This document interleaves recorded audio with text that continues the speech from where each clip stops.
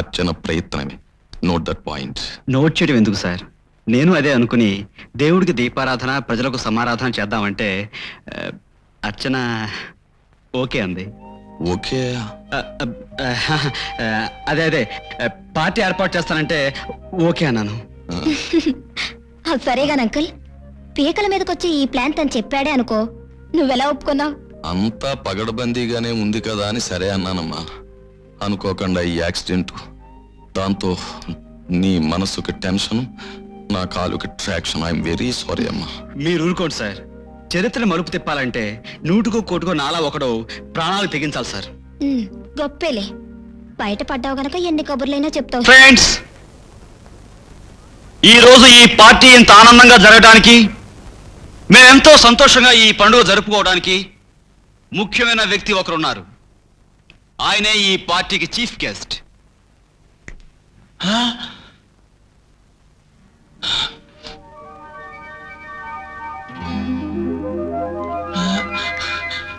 వద్దమ్మా.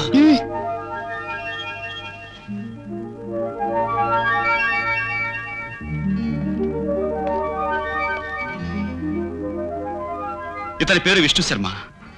Jail sentry. చివరి నిమిషంలో ఎంతో ప్రయాసపడి నన్ను రక్షించి నా ప్రాణాలు కాపాడాడు. ఇలాంటి వ్యక్తిని ఈ సందర్భంలో మీకు పరిచయం చేయడం నాకు ఎంతో ఆనందంగా ఉంది. నేను జీవితంలో మర్చిపోలేనటువంటి వ్యక్తి. నేను ఏం చేసినా ఇతని రుణం తీర్చుకోలేను. స్ఫూర్తి,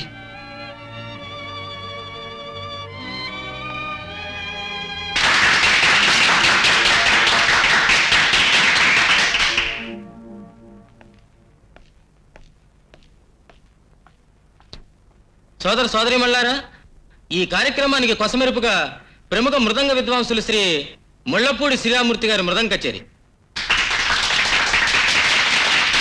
హలో ఇన్స్పెక్టర్.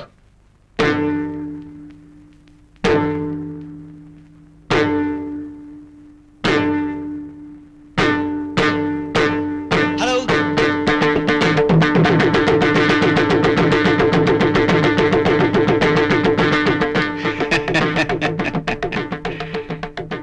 అగ్గిపెట్టిరా బామ్మర్ది.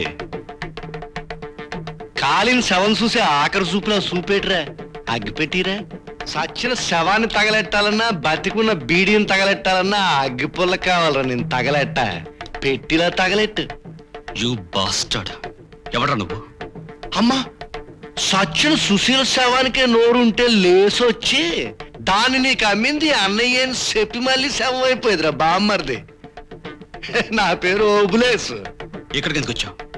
ఓరు నీ శవాన్ని 70 రూపాయలకి అమ్మయ్యా. ఆ యాల ఈశ్వరుడు 2 పిల్లల్ని ప్రేమించిన పాపానికి శ్మశానానికి వెళ్ళిపోనాడు. కానీ నువ్వేటి చేసినావు? ఆ 2 పిల్లల్లో ఒకరి శవం చేసే శ్మశానానికి పంపించినావు. అబ్బా, నువ్వు చాలా గొప్పడి బామ్మర్ది.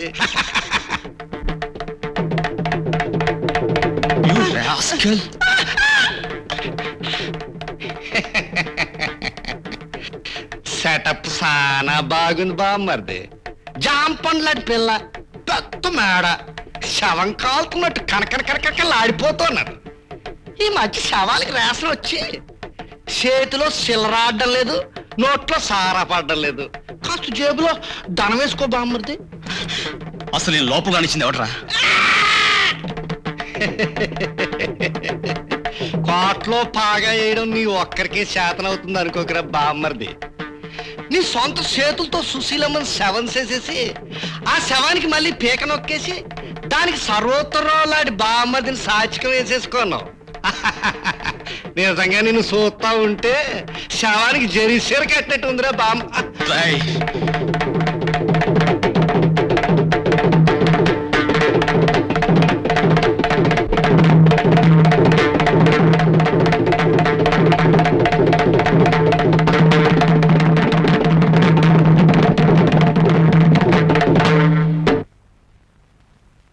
సుశీలది మామూలు మరణం కాదమ్మా. ఆమెనెవరో గొంతులిమి చంపారు. అంతేకాదు, దానికి ముందు ఆమెను దారుణంగా రేప్ చేశారు కూడా.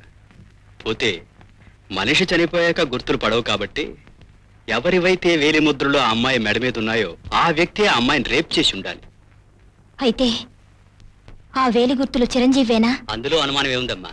సుశీల శవాన్ని పోస్ట్ మార్టం చేసి నేనే. అయినా ఏ సంగతి 10వ తారీఖున తేలుతుంది కదా. నీకు ఇంకా అనుమానంగా ఉంటే ఇదిగో ఈ పోస్ట్ మార్టం రిపోర్ట్ చూడు. నువ్వు డాక్టరే కదా.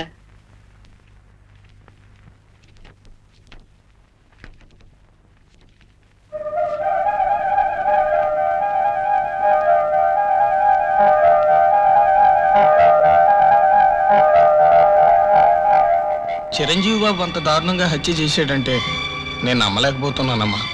నమ్మాలని నాకు అనిపించడం లేదు శర్మ. కానీ ఉన్న పరిస్థితులు చూస్తుంటే హంతకుడు అతనేనని నమ్మక తప్పడం లేదు. ఏది ఏమైనా హత్య చేసింది ఎవరన్నది ఖచ్చితంగా మనకు తెలిసి తీరాలి. అందుకే ఆ ఓబిలేస్ ఎక్కడున్నా సరే వెతికి తీసుకురా. అలాగేనమ్మా. తెల్లారిపోతున్నది, ఒక్క శవం కూడా దొరకలేదు. ఈ దేశంలో మంచి మంచికి కరువు వచ్చినట్టు శవాలకు కూడా కరువు వచ్చి పడిపోనదేటి? ఇలాగైతే ఈ ఓబులేస్ బతుకెట్ట సాగాల, బిజినెస్ ఎట్ట సాగాల? కుదరదు. శవం లేనిది బయటికి వెళ్ళడం ఈ ఓబులేస్ చరిత్రలో లేదు. ఆ చరిత్ర మాత్రం దేవుడి చరిత్రలో లేదు. అరే ఇదిగో మా సిటీ బామ్మర్ది, దండల బామ్మర్ది.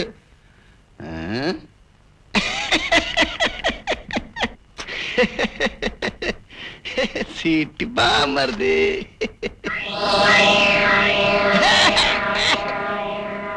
ఏట్రా పిశాచ బామ్మర్ది, నాతో పిచ్చాసలేకి నేను చాలా పనిలో ఉన్నాను.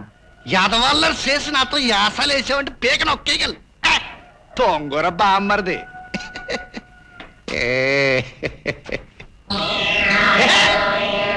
ఏట్రా నేను అసలే బతుకున్న పిశాచి నా కొడుకు నాతో అసలేస్తావేట్రా? ఒరే డొక్కసించి డోర్ కట్టి మేళం కట్టించగలం. దెయ్య బుద్ధి పోనించుకున్నాక దెయ్యపు నా కొడక.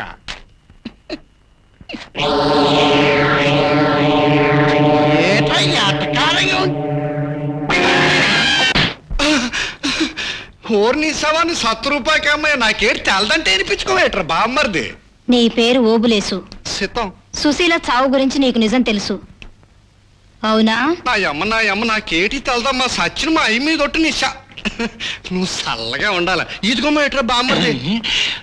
నిజం చెప్పబోయేవంటే పెరటకుమల నుంచి తీసుకెళ్లి నూతిలో పడేస్తాను పక్కి నా కొడక.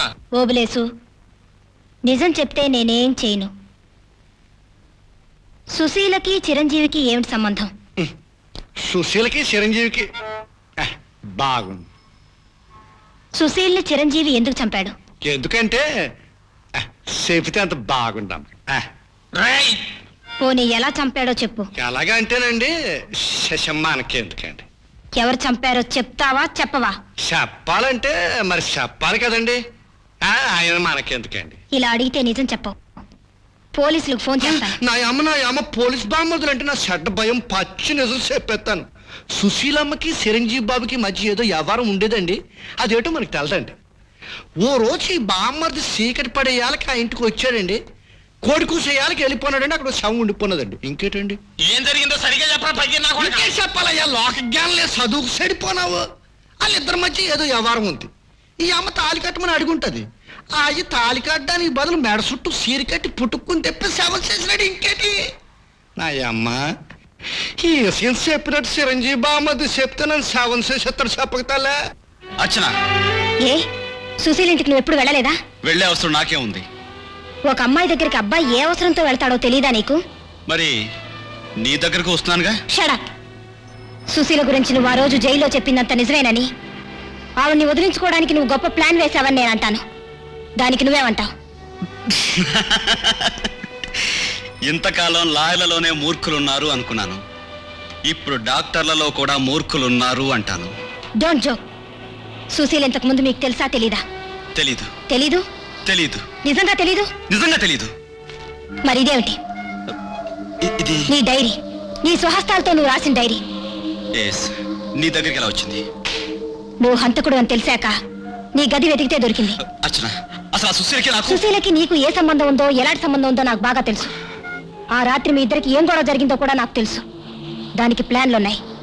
ఆ సాక్షులు ఈ సాక్షులు రేపు కోర్టులో సబ్మిట్ చేయబడతారు. ఇదంతా అబద్ధం. ఏది అబద్ధం? ఈ డైరీ అబద్ధమా? ఈ ఫోటోలో ఉన్న అమ్మాయి మీ ఇంటి ముందు నీతో మాట్లాడుతుండగా నేను చూడ్డా అబద్ధమా? ఆమె నిజంగా హత్య చేయబడ్డ అబద్ధమా? ఈ రిపోర్ట్లు అబద్ధమా? కానీ don't try to convince me. వెళ్ళు. అర్చన, గెట్ అవుట్.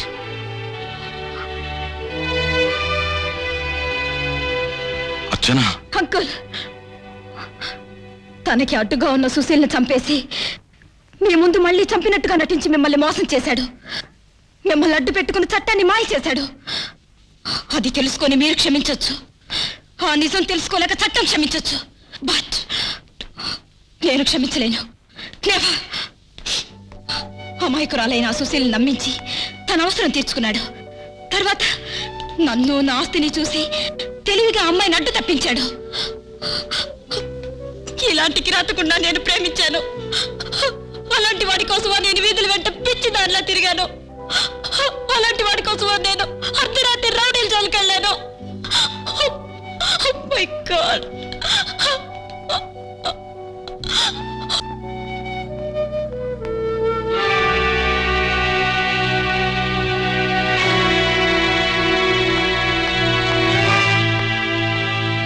రండి చిరంజీవి గారు, రండి. పేరు మోసిన క్రిమినల్ లాయర్ ఈ సర్వోత్తమరావునే ఫూల్ ఆఫ్ ఎన్ యాస్ చేసిన ఘనత మీకే దక్కింది. కంగ్రాచులేషన్స్. నేను చెప్పేది ప్లీజ్ షటప్. నన్ను చెప్పని ఒక లాయర్గా నన్ను, క్రిమినల్గా చట్టాన్ని నువ్వు మోసం చేసినందుకు నిన్ను అడ్మైర్ చేస్తున్నాను. నీ తెలివితేటలను చూసి ఈర్ష్యపడుతున్నాను. బట్ అర్చన మేనమావగా